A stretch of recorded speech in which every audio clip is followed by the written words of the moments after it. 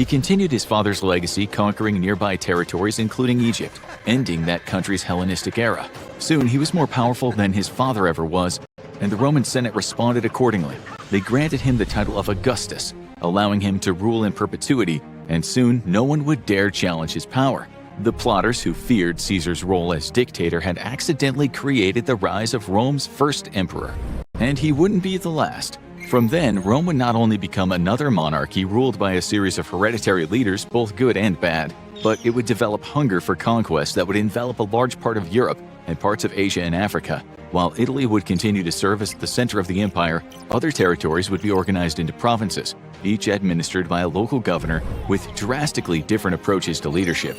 The empire would soon be so large that it would be impossible for one leader to maintain full control over every territory, which meant the provinces would still maintain some level of autonomy, as long as they paid their taxes and didn't cause any problems that would arouse the ire of the emperor. And the system seemed to be working. The empire was stable enough that the next 2 centuries became largely known as Pax Romana. But under the surface, trouble was brewing. During the 1st century CE, religious conflicts started brewing under the surface. The Roman Empire largely worshipped the traditional pantheon,